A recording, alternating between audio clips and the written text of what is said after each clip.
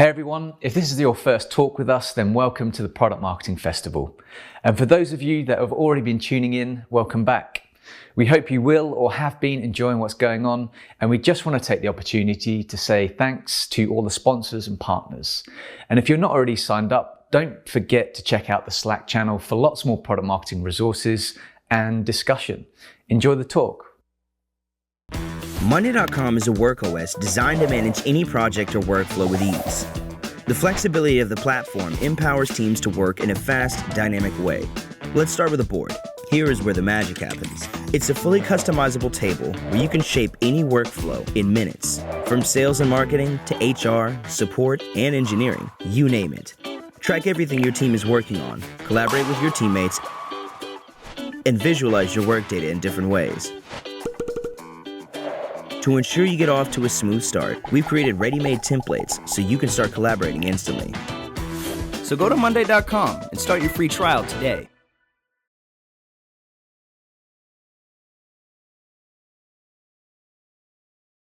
Hi everyone, thanks so much for having me today.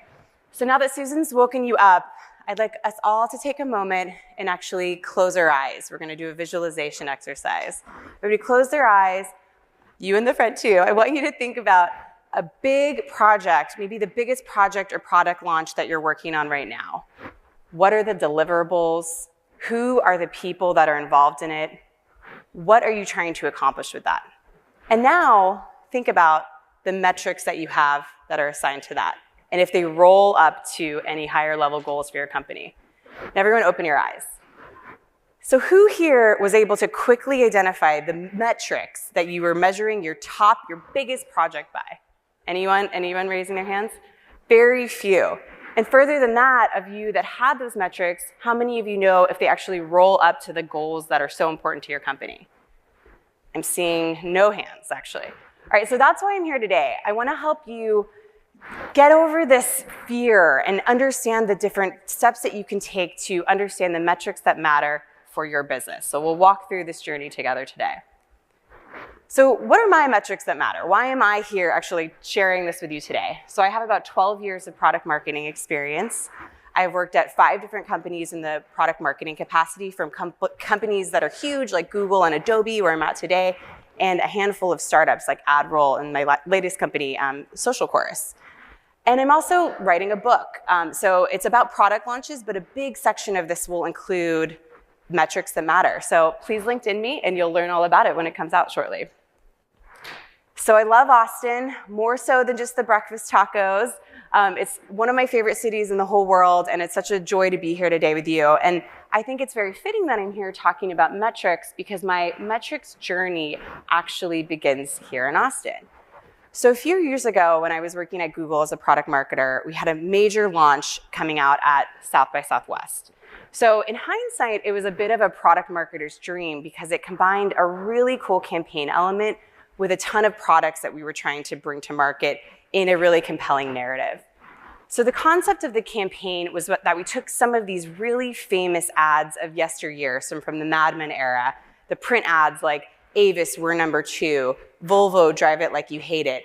And we actually had the creatives and copywriters that created those original campaigns come back, they're in their 80s and 90s now, come back and help us reimagine these campaigns for the digital era. So for a lot of these people, we were actually teaching them how to use computers, showing them what digital media was like. And one of the outputs of this was really cool. This was the Buy the World a Coke campaign. We created these vending machines for Coca-Cola, and you could send a Coke to places all over the world, so Hong Kong, Paris, London, with a little video saying why you were so excited to send a Coke to this person, this connection all over the world. So it was amazing. We had a house on Rainy Street. There was a never-ending flow of people coming through, standing room only presentation. Basically, we nailed it, and we're just high-fiving each other and drinking champagne throughout the whole South by Southwest. So flash forward a week later, I'm at our all-staff meeting presenting the metrics of our launch, and I specifically own the social media activation piece of this. So I'm talking about all the impressions we got, I'm talking about all the retweets, we got favorited by all these great agency contacts, and my director stops me in the middle of the presentation and says, okay, Does this matter? And it felt like a sucker punch to the gut. I was pretty devastated. And I have to say, I pretty much fumbled my way through the rest of the presentation. And after I got through the anger, really, and the embarrassment of that moment, I realized that she was right, that the metrics that we were reporting on really didn't matter to her. They didn't matter to the ultimate goals that we had for the campaign because we didn't really think through them. So I think in terms of success of this campaign, looking back, it was a wonderful tool for engagement and awareness, but we didn't really drive new prospects, or we didn't have a way to track it. We had no way to track if the products that we were featuring actually got more adoption. Basically, we didn't connect the dots between this amazing campaign and the way that we were measuring it, all said and done. So why is measurement so important now? So then a few years ago, it was really important, but I want to kind of paint the picture that in this moment, it's more important than ever. Here's why. Strava or it didn't happen. So this is something that my husband and I say a lot. Like, why would I go on this bike ride if it's not on Strava? It needs to count. How many of you today, as of 9:05 this morning, have somehow tracked your movement with Fitbit, an Apple Watch, your devices, Strava? Right, so about half the room. So we are living in this measurement economy and measurement society where we want to track really everything that we do. And this is now pervasive not only in our day-to-day lives, but it's also pervasive throughout the businesses that we work on.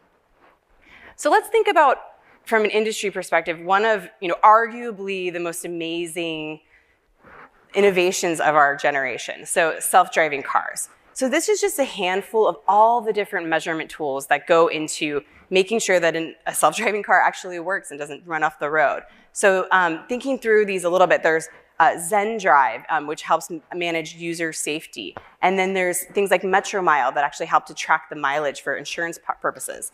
The reason I'm bringing this up is that because measurement is so important, we're able to innovate and actually have amazing new products and new innovations like this come to life. And from a product marketing perspective, we really need to keep that in mind. And it's no longer an excuse that we don't have this. So thinking a little bit outside of tech, there's also a digital transformation happening in the Fortune 1000 companies right now. So a really hot topic for CIOs everywhere is digital transformation. So they are busy transforming companies like Ross, who have traditionally been brick and mortar, have had paper invoicing and really older point of sale machines, bringing them to the digital era. And so this is not only just talking about digital media, but it's also thinking about how the workforce is operating. So everything is becoming digital and everything is becoming trackable. It's really, really important to highlight that. In tandem with this, product marketing has really grown up. So when I first started product marketing, I would constantly get the question, what does product marketing do? And I had lunch and learns where I would explain our job. And a big part of that was really around messaging and positioning. And now we've really grown up.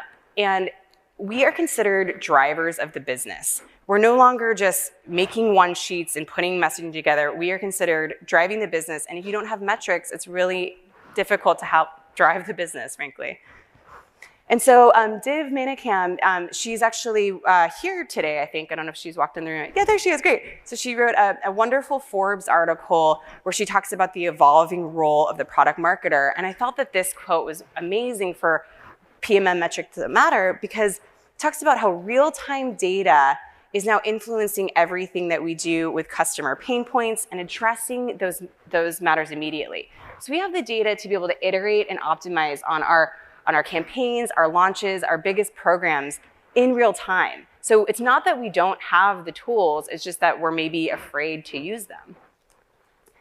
And I think what this all comes down to is that you can't manage what you can't measure. So this is a really popular business quote you've probably heard before, but it really rings true over the last 50, 60 years that it's being used. So with this, if you don't know how you're measuring something, how can you possibly make it any better? How can you possibly know what your goals are and if you can achieve them? So this organization, the Product Marketing Alliance, put out a great report in the fall, which has probably been referenced over the past a couple of days. And one of the questions that it asked is, how influential do you feel that product marketing is on goals and strategy and on the overall company? And we, as a collective of product marketers, voted that We think we're about a 6.5 out of 10 on influencing goals and strategy, and about a 6.9 on influencing the overall company. I'd give this about a C. We can do better than this, guys. We, as drivers of the business and as product marketers in our unique function, this should really be an 8, 9, or a 10. So this is another reason from a product marketing capacity that we should really be thinking about this and doubling down on the metrics that we're providing. So I'll admit that this is very challenging, and that's why I think so many of you didn't raise your hands this morning, because you didn't have those metrics already. It's really difficult to measure everything that we do. We have a lot of aspects of our job that is really strategy and positioning. How do you really measure that end to end? There's a ton of different stakeholders, which I'll talk about in great detail, and they have many different goals, and sometimes these can seem really at odds with each other.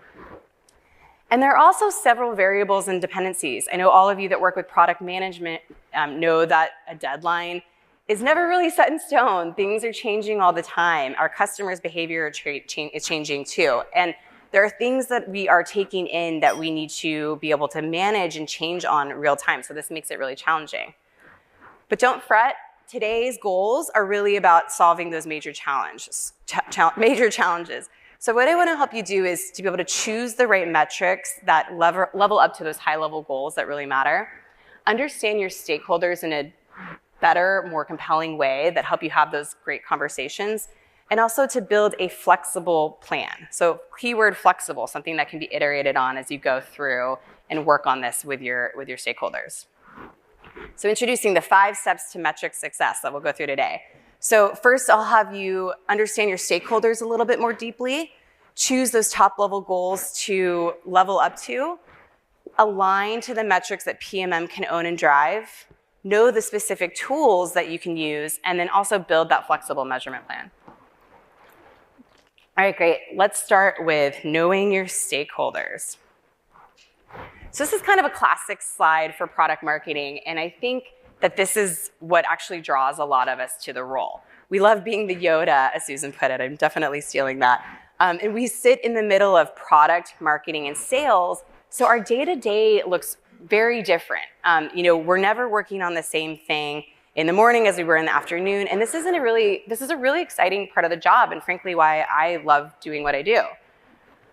But it makes it challenging because all of them have, slightly different points of view and slightly different perspectives on the world.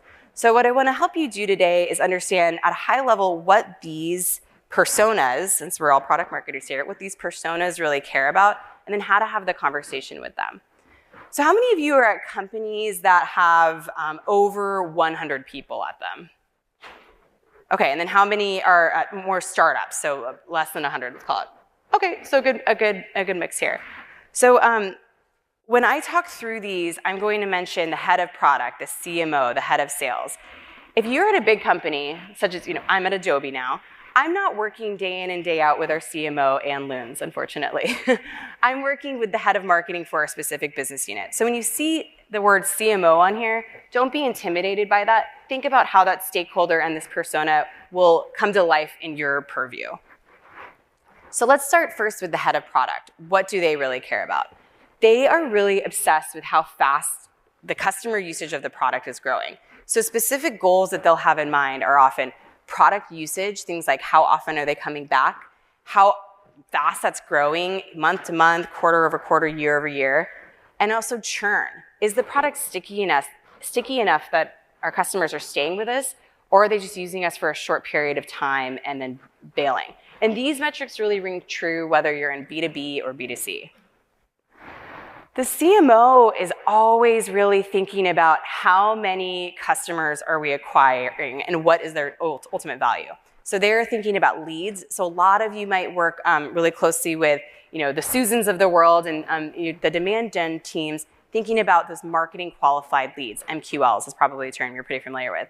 They're also thinking about CAC, so the customer acquisition costs that it costs to bring those customers into the fold. And then similarly to churn, they're thinking about lifetime value. So are those customers staying with us a long time? How long? How can we increase the value of those customers overall? And then the head of sales is really thinking, how are we hitting our revenue goals? So often they're obsessed with the in-quarter metric. Are we going to make our bonus? Are we going to hit that number so I can take my team on the President's Club trip to Hawaii? But they also are thinking about things like time to close. So if they close deals faster from that initial pitch to the time that they're signing the contract, guess what? That gets them a step closer to hitting their revenue goal. So this is something they really care about. And they're also thinking ahead to the pipeline. This quarter might look great, but how are we feeling for Q2 and Q3? Are we set up for success for that? And are there leads coming in from our marketing counterparts that we can work in those upcoming quarters? So I've given you an overview of some of the goals that these stakeholders care about, and they might be slightly different when you get into it with them. But I think it's really important to have the conversation with each of these stakeholders in your organization, whether it's the product manager, head of demand gen marketing, however you can frame it for yourself, but ask them these types of questions when you go to the meeting.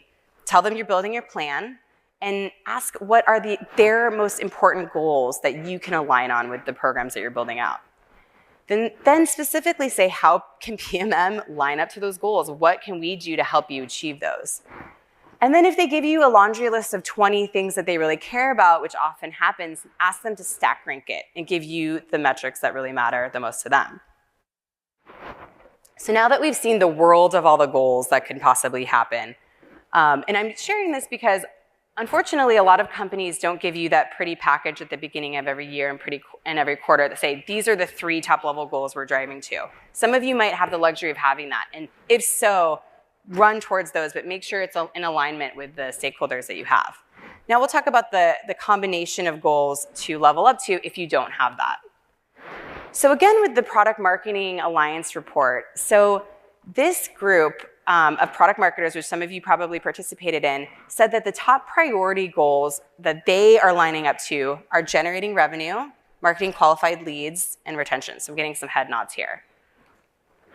So for the purposes of this exercise, I've picked a few similar to this. So grow revenue, increasing product usage, and decreasing churn. So I picked those because there are things that we're certainly looking at Adobe right now. But also because I want to paint the picture that you should be answering these types of questions when you're thinking through all those goals that you could potentially choose, the whole world. So we want to understand, can you influence them?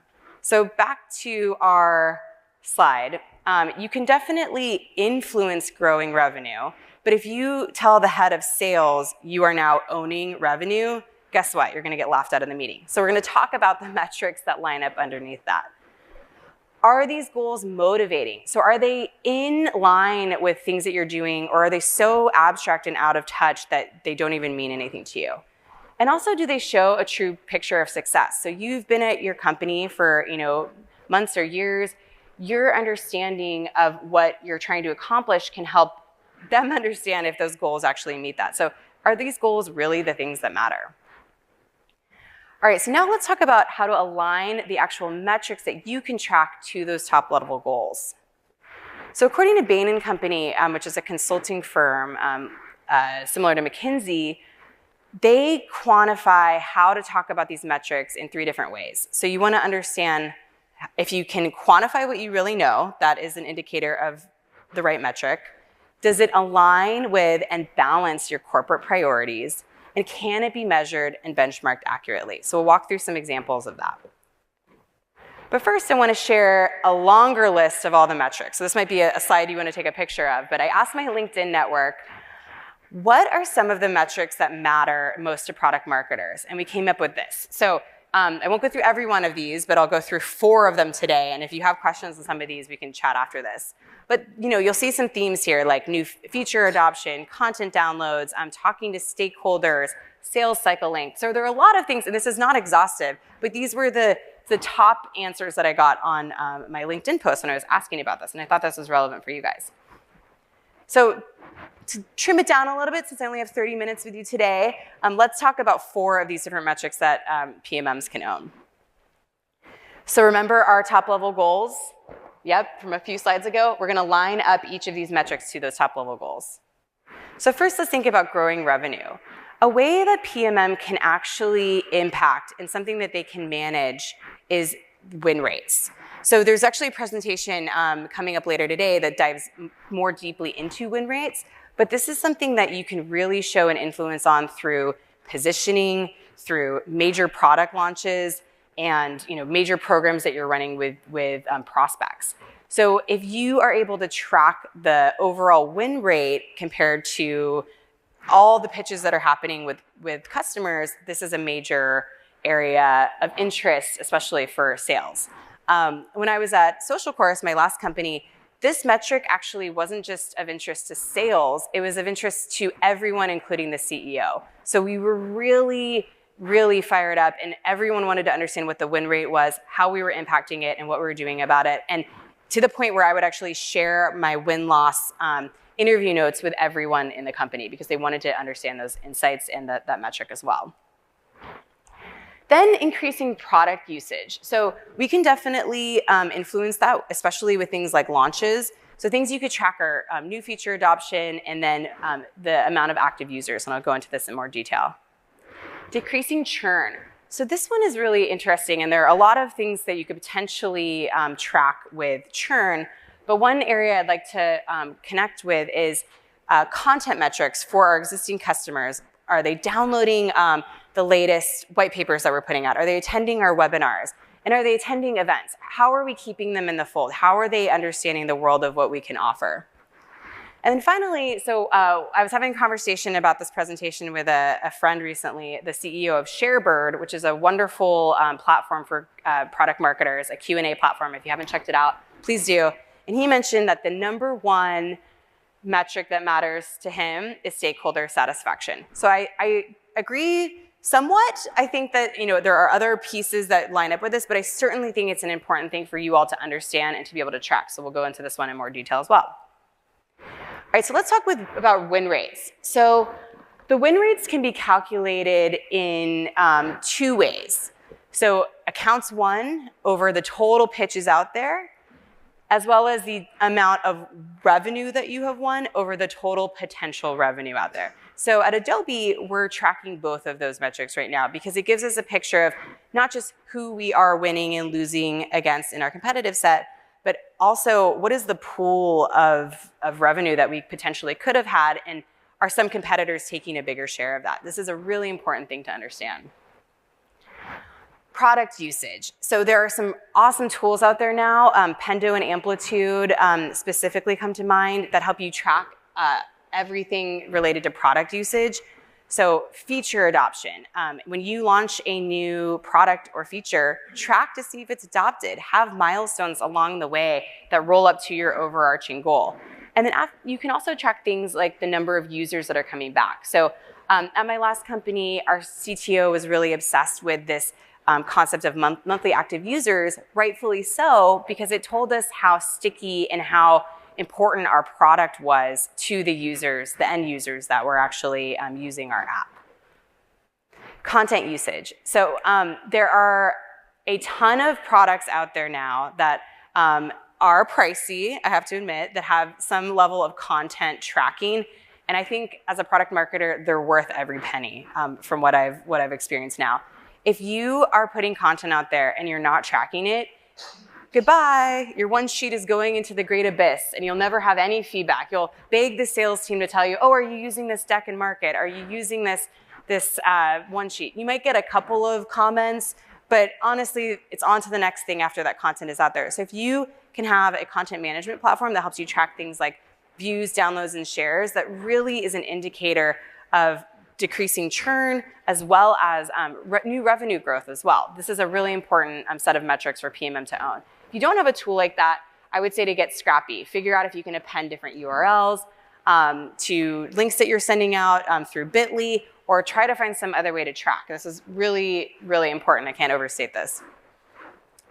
And then finally, stakeholder satisfaction. So to quantify this as much as possible, I think a great way to think about this is pre and post surveys. So if you're about to launch a new set of materials or a new positioning, try to see what their baseline perception of the PMM team is right now. Are they getting the materials that they need? Do they feel like they are armed to have these competitive conversations? And then also verbal or anecdotal feedback. This is really important When you have a review with your boss, what are your stakeholders saying about you? So sometimes those softer metrics become really important, and they also help you to get a baseline understanding of what's working and what's not. So don't discount those. All right, so I've talked a little bit about the tools, but let me lay it out for you. And at the end, I'll have a slide of all of these, so that can be your picture slide. I think as a baseline, having website analytics is kind of a no-brainer, and hopefully all of your companies have that. For enterprises, Adobe Analytics is a really great option, and for smaller companies, Google Analytics is really easy to implement and great as well.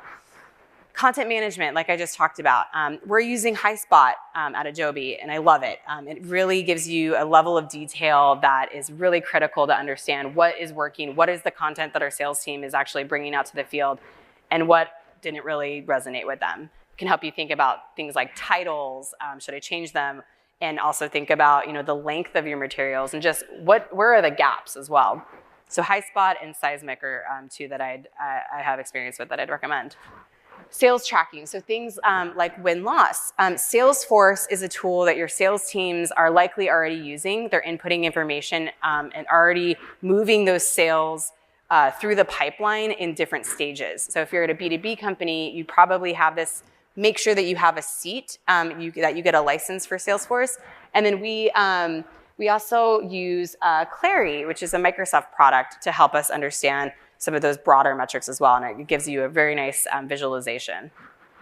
So for product usage, Pendo and Amplitude. I think these were at one point just thought of as just in-product tours, but they really have a plethora of information about all of the different features and tracking you can be doing. It's really remarkable when you see all the different things that you can track, so check those out, and they both have really great content too. And stakeholder satisfaction. So SurveyMonkey is very easy to use, as is Typeform. Use what works for you, but I've had experience with these. And here they all are if you want to take a picture. I also know the Product Marketing Alliance came out with a report just a couple of months ago about all the tools that product marketers use too. Great, so finally on step 5, let's build the measurement plan. It's pretty easy. I'll just give you 3 steps to build it. Create a baseline, even though it's scary. Might be kind of painful to think, okay, gotta start somewhere. How are we gonna get those metrics that we wanted to track? Figure out a way to report on it. Have someone on your team manage it monthly. You should pull the metrics monthly, but just have something that you come back to. Don't set it and forget it. This is something that you should be owning and working through. And finally, iterate. If there's a metric that's not working for you, or something that comes up that you think you should be tracking, we are in the digital age. Don't feel like this is totally set in stone. So thinking through the baseline. So here is a mock, really basic spreadsheet table that you can pull. So to go even a click higher than this, you could actually put the higher level goals at the top of this as well to show that by increasing win percentage, you are growing revenue. So if you wanted to line it up like that, you can. So start with a baseline, even though it's scary. This will help you go through the exercise of figuring out how to pull these different metrics. And then set your goal. So I think I was feeling very optimistic when I put this together. Increasing the win rate, for example, by that much in a year would be pretty phenomenal. So the point is to start with a baseline and then have the conversations with your stakeholders, because they can help put you in the right direction. And if you have to start somewhere.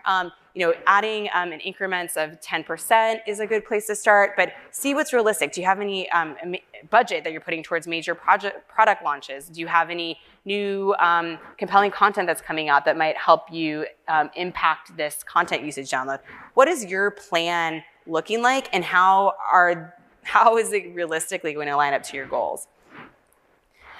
So the last part I'll leave you with on building the plan is really testing and iterating. So I love pilots, not just the kind that flew me here to Austin yesterday, but running small group projects that help you understand what are the mechanics that I need to get this done, and what are the measurements as well. So at my last company, Social Chorus, we ran a pilot on pricing with a small group of people to understand, should our pricing model be evaluated? And it really helped us track the right metrics. So things like time to close were on the table, things like average order value. If we didn't have that pilot, I would have felt very hesitant about rolling it out to the whole company, and I really would have felt like I didn't really understand the metrics very well. before rolling it out to everyone. So it's a little bit less scary. So I really encourage you to run pilots where you can and have that be something that is in your normal process. All right, so we've gone over the 5 steps. Just to reiterate them one more time. So know your stakeholders, get inside their head. I've given you, some examples of the goals that they really care about, but make sure that those align to what they're thinking. Choose those top level goals wisely. So put them through your framework of, does this actually make sense for our business? Are these motivational and things that we can have? Align to the metrics that you yourself can own and drive, so you have the power. Know the right tools, so explore tools and budget with your counterparts as you can. And then build the measurement plan, and don't forget to report on it monthly, to come back to it, and to iterate on it if you need it. So thanks so much, everyone. I'm Mary Sheehan. You can find me on LinkedIn here, so I can win that pass for next year. Really appreciate the time today. Thank you so much. Thanks. We get to ask questions. Oh, great. Is it up here? Oh, yeah. Oh, okay, sorry, I handed that to you. I forgot. Is it still working? Yeah. Questions. I have so many for Mary, but I'm going to let you guys start, and then if there's time, I'll ask like 1,000.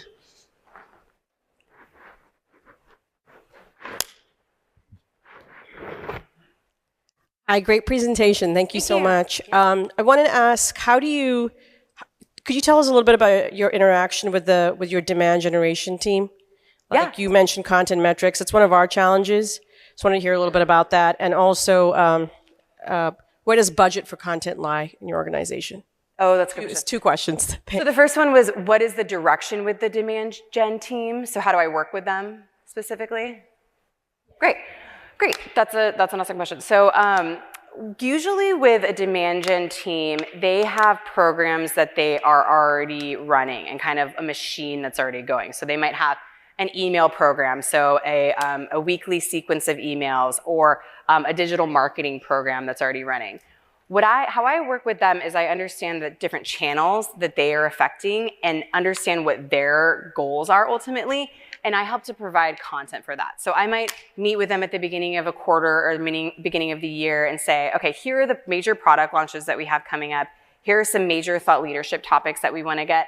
How can we get those elements across all of the different channels that you have, and how can we work together on setting a plan for that? So it's really, I think, earlier that you can loop them in, the better. I know all of you hate it when a product manager comes to you the week before and says, hey, go launch this. So similarly, the demand gen team hates it when you say, hey, I have this cool white paper, can you go promote it? You guys should be working together.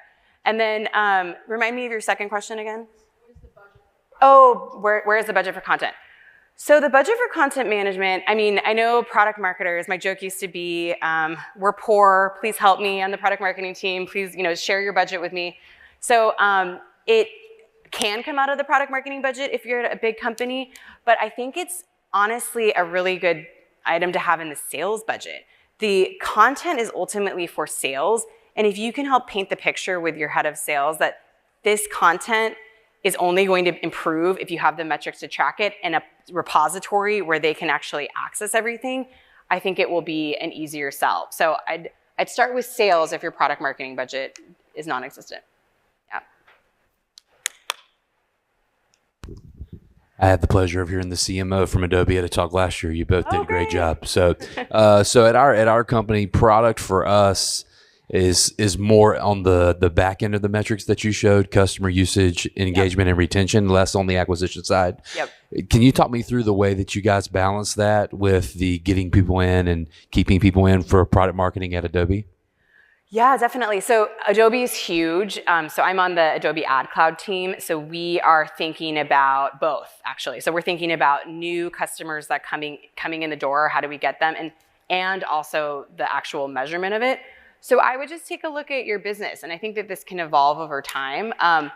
We really have sort of like a 50-50 split about what we really care about in terms on my specific business unit. So we're thinking about, okay, we have this revenue goal for the year, but we also have a retention goal. We want to make sure that everyone is sticking with us. So how do we balance both of those in the activities that we're doing? For the more back end, so the engagement piece of it, sometimes I like to think as a growth marketer. So how do we help to impact product usage by doing things in product, like with Pendo, to help them discover and understand new products? How do we have user groups with customers to understand what would keep them coming back more? So I think looking at your business, it sounds like you're maybe more 80-20, more on the back end of that. So define what you end up doing in terms of the exercises and the programs that you're running, depending on what your goals are overall. So we have to look at it 50-50 from where I'm at right now. Yeah. We have time for one more question, but as I walk down that direction, Mary, how can we get your book? Oh, well, let's connect on LinkedIn, and I will do an announcement on that shortly. So I just had a baby. He's 7 months old, so that has sort of delayed my launch plan a little bit. That's my excuse, but it's in the final throes of it. So I hope you guys will enjoy and support the arts when it comes out. So love the quote, what gets measured gets managed, and maybe a question for HighSpot, but something I'm just curious of, as you put out new content, have you seen anything that worked tactfully, like social media campaigns worked better, or shorter the documents work better? Any stories or guidance you could provide would be great. Yeah, so we use HighSpot right now mainly for that sales piece of it, so sales enablement. So I think that there also has to be a promotion engine. So things that I've seen well are really just thinking about it as an internal campaign. So we have an internal newsletter where we highlight any new content. We have kind of a monthly call where we're telling everyone about the new content. And then we're going and making sure that the top content that we produced is known about through our main stakeholders. So we sort of think about, okay, what are all the internal channels that we should be promoting this content to get adoption, and then work from there. So I would, for your particular business, you might think, okay, what are all the different pieces that I could be reaching my customers, and kind of build it out from there. But I would say it's mostly internal for us at this point. Yeah. All right, is there one more question? We got to make it fast, because otherwise we'll be here till 5. Hey, thanks, John, for me to open. That was a fantastic roadmap of things you should consider. Are there one or two things that you should really watch out for along the way? Some big gotchas that kind of like, when you see this, you know how you have to recalibrate?